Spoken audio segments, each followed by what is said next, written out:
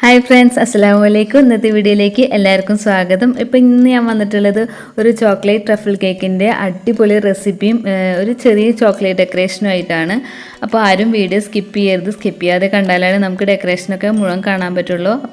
അപ്പോൾ നമുക്ക് കേക്കിനുള്ള സ്പഞ്ച് റെഡിയാക്കാം. ഇപ്പോൾ ഒരു കപ്പ് മൈദയാണ് ഇവിടെ എടുത്തിട്ടുള്ളത്. അതിലേക്ക് 1 ടീസ്പൂൺ ബേക്കിംഗ് പൗഡറും 1/4 ടീസ്പൂൺ ബേക്കിംഗ് സോഡയും 1 നുള്ളുപ്പും ഇട്ട് കൊടുത്തിട്ടുണ്ട്. അപ്പോൾ ഒരു കപ്പ് മൈദയിൽ നിന്ന് 2 ടേബിൾ സ്പൂൺ മൈദ ഞാൻ നീക്കി വെച്ചിട്ടാണ് ഇട്ട് കൊടുത്തിട്ടുണ്ടായിരുന്നത്. അതിലേക്ക് 2 table spoon cocoa powder add ചെയ്ത് കൊടുക്കുക. അപ്പോൾ ഡാർക്ക് കൊക്കോ പൗഡറാണ് ഞാനിവിടെ ആഡ് ചെയ്ത് കൊടുത്തിട്ടുള്ളത്. അങ്ങനെ ചേർത്തിട്ട് നമുക്കിതെല്ലാം കൂടെ ഒന്ന് മിക്സ് ചെയ്തെടുക്കണം. ഒന്നെങ്കിൽ നന്നായി മിക്സ് ചെയ്ത് കൊടുത്താൽ മതി, അല്ലെങ്കിൽ നമുക്ക് 2-3 വട്ടം അരിച്ചു കൊടുത്തു കഴിഞ്ഞാലും നന്നായി മിക്സായി കിട്ടും. അപ്പോൾ ഞാനിവിടെ 2-3 പ്രാവശ്യം ഇങ്ങനെ അരിച്ചു കൊടുക്കുന്നുണ്ട്. അപ്പോൾ നല്ല സോഫ്റ്റായി കിട്ടാൻ വേണ്ടിയിട്ടാണ് നമ്മളിങ്ങനെ അരിച്ചു കൊടുക്കുന്നത്. ഇനി നമുക്ക് ഒരു ബൗളിലേക്ക് 3 എഗ്ഗ് പൊട്ടിച്ചൊഴിച്ചിട്ട് ഇതൊന്ന് നന്നായിട്ട് ബീറ്റ് ചെയ്തെടുക്കണം. നന്നായി ബീറ്റായി വന്നിട്ടുണ്ടെങ്കിൽ അതിലേക്ക് നമുക്ക് വാനില എസൻസ് ആഡ് ചെയ്ത് കൊടുക്കാം. അപ്പോൾ 1 ടീസ്പൂൺ വാനില എസൻസാണ് ഞാനിവിടെ ആഡ് ചെയ്ത് കൊടുക്കുന്നത്. പിന്നെ നമ്മൾ 1/4 കപ്പ് പൊടിച്ച പഞ്ചസാരയും 1/4 കപ്പ് ഓയിലും കൂടെ ചേർത്ത് കൊടുത്തിട്ട് ഇതൊന്ന് നന്നായിട്ട് മിക്സ് ചെയ്തെടുക്കുക. അപ്പോൾ ഓയിൽ ഒഴിച്ചു കഴിഞ്ഞ് കഴിഞ്ഞാൽ പിന്നെ ഓവർ ബീറ്റ് ചെയ്യേണ്ട ആവശ്യമില്ല, ജസ്റ്റ് ഒന്ന് മിക്സ് ചെയ്ത് കൊടുത്താൽ മതി. ഇനി നമുക്ക് നേരത്തെ അരിച്ച് വെച്ചിട്ടുണ്ടായിരുന്ന ഡ്രൈ ഇൻഗ്രീഡിയൻസ് കുറേശ്ശെ ആയിട്ട് ഇട്ട് കൊടുത്തിട്ട് ജസ്റ്റ് സ്പാച്ചിൽ വെച്ചിട്ടൊന്ന് മിക്സ് ചെയ്ത് കൊടുക്കാം. അപ്പോൾ ബീറ്റർ വെച്ചിട്ട് മിക്സ് ചെയ്യാം. അപ്പോൾ ഓവർ ബീറ്റ് ചെയ്ത് കഴിഞ്ഞാൽ നമ്മൾ കേക്ക് താഴ്ന്നു പോകാൻ ചാൻസ് ഉണ്ട്. അപ്പോൾ അതിനേക്കാൾ നല്ലത് സ്പാച്ചിൽ വെച്ചിട്ട് നമ്മൾ പതിയെ ഇങ്ങനെ മിക്സ് ചെയ്ത് കൊടുത്താൽ മതി. അങ്ങനെ കേക്കിൻ്റെ ഡ്രൈ ഇൻഗ്രീഡിയൻസ് 3 പ്രാവശ്യമായിട്ടാണ് ഞാനിങ്ങനെ ചേർത്ത് കൊടുത്തിട്ടുള്ളത്. എന്നിട്ട് ഇതൊന്ന് നന്നായിട്ട് മിക്സ് ചെയ്തെടുക്കാം.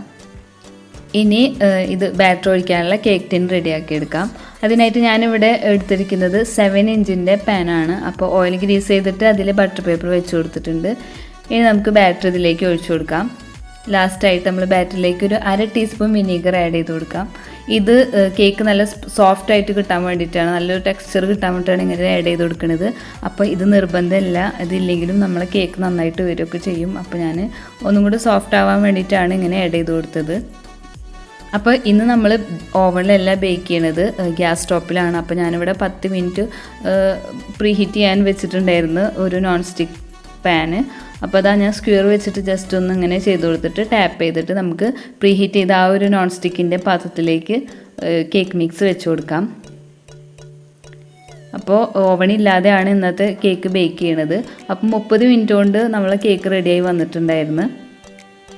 30 മിനിറ്റ് കഴിഞ്ഞിട്ട് ഞാനൊരു സ്ക്വയർ വെച്ചിട്ടൊന്ന് കുത്തി നോക്കിയപ്പോൾ അതാ കേക്ക് റെഡി ആയിട്ടുണ്ട്. ഇനി കേക്ക് ചൂടാറിയതിന് ശേഷമാണ് നമ്മൾ ഇങ്ങനെ ലെയർ ചെയ്ത് കൊടുക്കുന്നത്. ചൂടാറുന്നതിന് മുന്നേ തന്നെ നമ്മൾ കേക്ക് ടിന്നിരുന്ന് കേക്ക് മാറ്റി വെക്കുക. എന്നിട്ട് ചൂടാറിയതിന് ശേഷമാണ് കേക്ക് ലെയർ ചെയ്ത് കൊടുക്കുക കേട്ടോ. ഇപ്പോൾ ഇതാ ഞാൻ 4 ലെയറാണ് ഈ ഒരു കേക്ക് ചെയ്യുന്നത്. അപ്പോൾ ഇതാ നല്ല സോഫ്റ്റ് ആയിട്ടുണ്ട്, നിങ്ങൾക്ക് കാണുമ്പോൾ അറിയണ്ടാവും. നല്ല സോഫ്റ്റ് ആയിട്ടുള്ളൊരു ചോക്ലേറ്റ് കേക്കാണിത്. ഇനി ഇതിന് ഫില്ലിങ്ങിന് വേണ്ടിയിട്ടുള്ള ചോക്ലേറ്റ് ഗണേഷ് നമുക്ക് റെഡിയാക്കി എടുക്കണം. അപ്പോൾ അതിനായിട്ട് ഞാനിവിടെ 1 കപ്പ് ചോക്ലേറ്റ് ഗ്രേറ്റ് ചെയ്തെടുത്തിട്ടുണ്ട്. അതിലേക്ക് 1/4 കപ്പ് വിപ്പിംഗ് ക്രീം ചൂടാക്കിയിട്ട് അതിലേക്ക് ഒഴിച്ചിട്ട് പിന്നെ 1 ടീസ്പൂൺ ബട്ടറും കൂടെ ആഡ് ചെയ്ത് കൊടുത്തിട്ടുണ്ട് കേട്ടോ. അപ്പോൾ എന്നിട്ടെല്ലാം കൂടെ നന്നായിട്ടൊന്ന് മിക്സ് ചെയ്തെടുക്കാം. ഇനി ഇതൊന്ന് അരിച്ചെടുക്കണം. അപ്പോൾ ഇതാ വിപ്പിംഗ് ക്രീം ഞാൻ കുറച്ച് ബീറ്റ് ചെയ്ത് വെച്ചിട്ടുണ്ട്. അതിലേക്ക് ഞാൻ കുറച്ച് ഗണേഷും കൂടെ ചേർത്ത് കൊടുത്തിട്ടുണ്ട്. നമ്മൾ ക്രീമിന് ഒരു ചോക്ലേറ്റ് ഫ്ലേവർ കിട്ടാനാണ് ഇങ്ങനെ ചെയ്ത് കൊടുക്കുന്നത്. അപ്പോൾ ഇതാ നമ്മൾ കേക്ക് ബോർഡിലേക്ക് കുറച്ച് ക്രീം സ്പ്രെഡ് ചെയ്ത് കൊടുത്തിട്ട് നമ്മൾ കേക്ക് വെച്ച് കൊടുക്കുകയാണ്. ഇനി ഞാൻ സോക്ക് ചെയ്യാൻ പാലിൽ ഷുഗർ സിറപ്പും കൂടെ ആഡ് ചെയ്ത് കൊടുത്തിട്ട് ആ ഒരു സിറപ്പാണ് നമ്മൾ കേക്ക് വെറ്റ് ചെയ്യാൻ യൂസ് ചെയ്യുന്നത്. അപ്പോൾ കുറച്ചും കൂടി ചോക്ലേറ്റിൻ്റെ ആ ഒരു ഫ്ലേവർ മുന്നിട്ട് നിന്നോട്ടെ എന്ന് വിചാരിച്ചിട്ടാണ് നമ്മൾ അങ്ങനെ ചെയ്ത് കൊടുക്കുന്നത്. അല്ലെങ്കിൽ സാധാരണ ഷുഗർ സിറപ്പ് വെച്ചിട്ട് വെറ്റ് ചെയ്ത് കഴിഞ്ഞാലും പ്രശ്നമില്ല. ഇനി നമ്മൾ ഈ കേക്ക് കംപ്ലീറ്റ് നേരത്തെ ചെയ്ത ആ ഒരു പ്രോസസ്സിങ് തന്നെ കണ്ടിന്യൂ ചെയ്യാം. അങ്ങനെ ചെയ്തിട്ട് ക്രം കോട്ട് ചെയ്തിട്ട് നമുക്ക് ഈ ഒരു കേക്കിനെ ഫ്രിഡ്ജിലേക്ക് മാറ്റാം. അപ്പോൾ ഇതാ നമ്മൾ ആ ഒരു 4 ലെയറും അങ്ങനെ കംപ്ലീറ്റ് ചെയ്ത് കൊടുക്കുകയാണ്.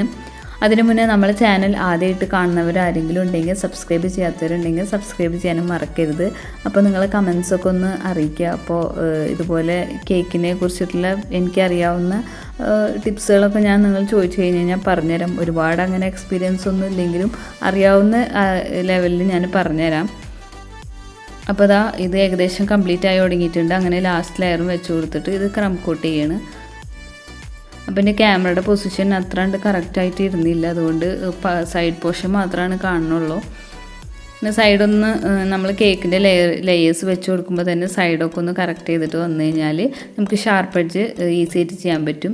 ഇനി ഞാനിവിടെ ചോക്ലേറ്റ് ഡെക്കറേഷനാണ് ചെയ്യുന്നത്. അപ്പോൾ അതിന് വേണ്ടിയിട്ട് കുറച്ച് ചോക്ലേറ്റ് ഗ്രേറ്റ് ചെയ്തിട്ട് കൊടുക്കുകയാണ്.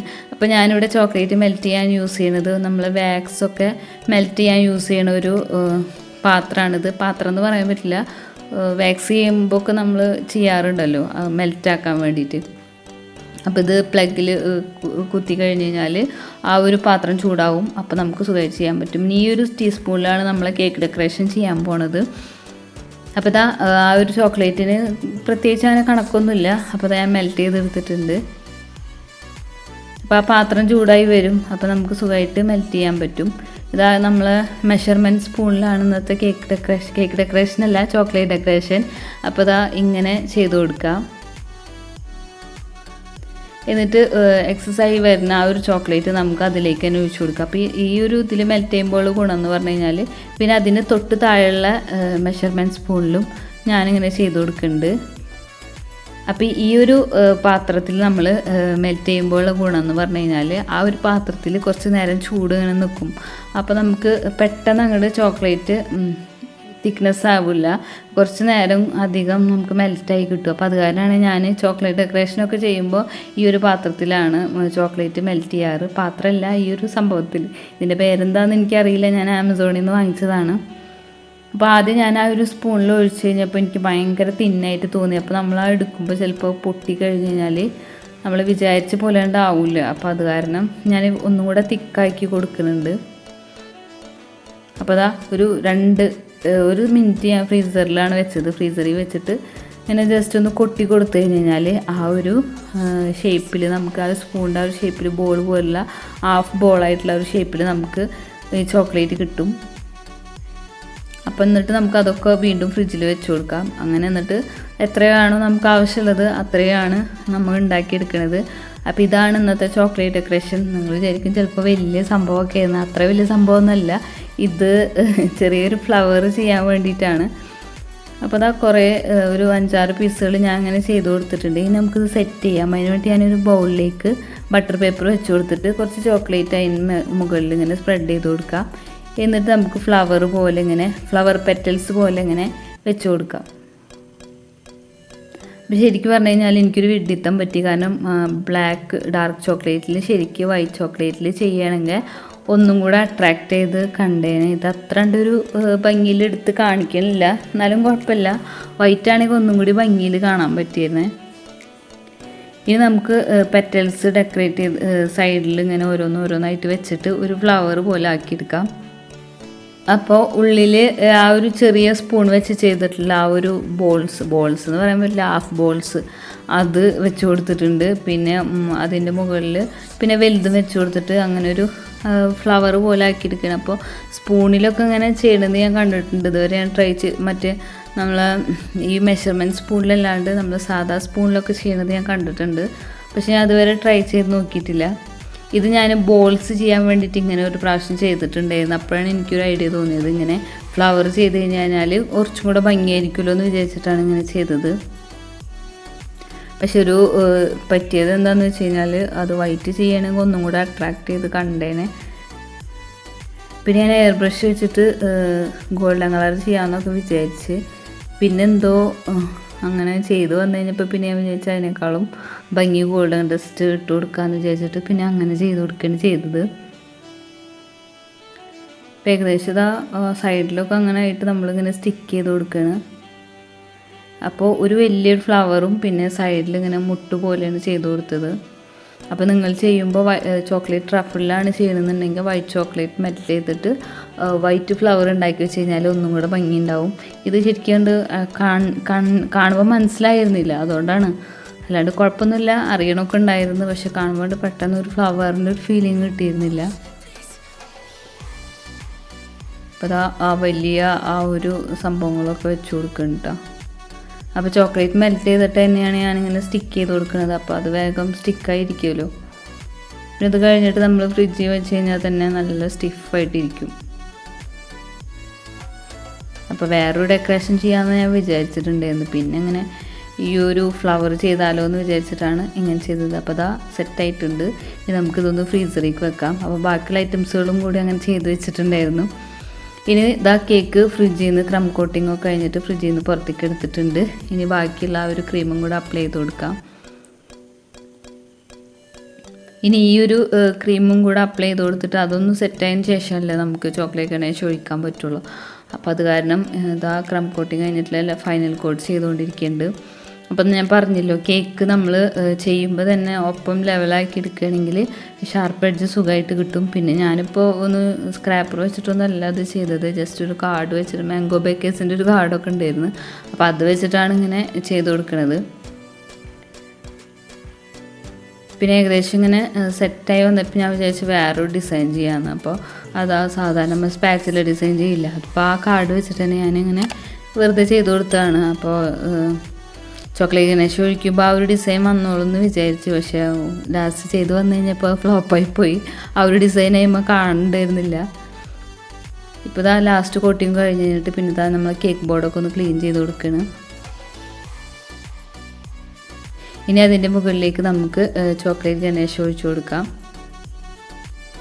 അപ്പോൾ നല്ല ചൂടിലൊരിക്കലും നമ്മൾ കേക്കിൻ്റെ മുകളിൽ ഒഴിച്ചു കൊടുക്കരുത്. അപ്പോൾ കേക്കിൻ്റെ ആ ക്രീമും ഗണേഷും കൂടെ മിക്സ് ആവും. അപ്പോൾ ഒരുവിധം ഇങ്ങനെ ജസ്റ്റ് നമുക്ക് ചൂടാറിയതിന് ശേഷമാണ് ചോക്ലേറ്റ് ഗണേഷ് അതിൻ്റെ മുകളിൽ ഇങ്ങനെ ഒഴിച്ചു കൊടുക്കുന്നത്.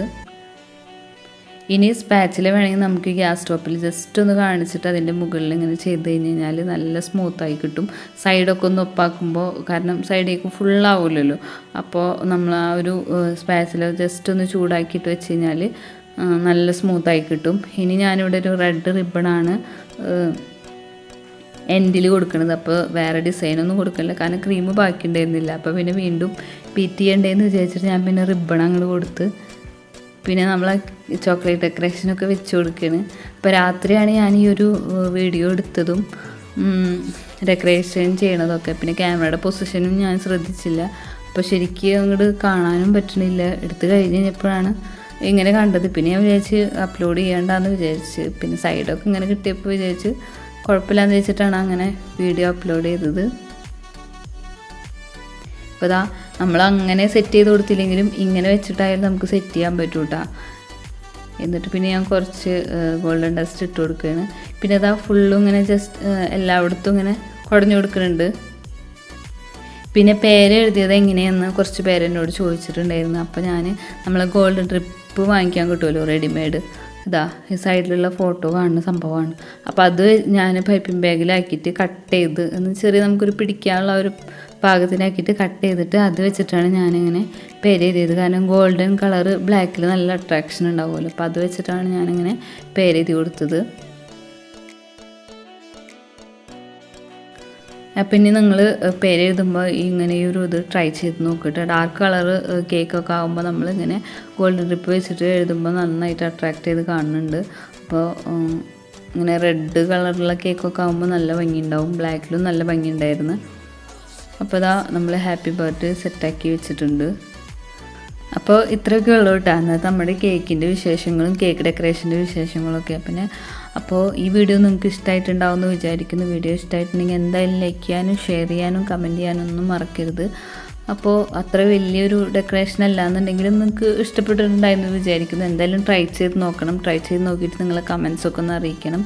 അപ്പോൾ ഇൻഷാ അല്ലാഹ് ഇതുപോലുള്ള അടിപൊളി വീഡിയോസായിട്ട് കാണുന്നവരെ താങ്ക്സ് ഫോർ വാച്ചിങ്.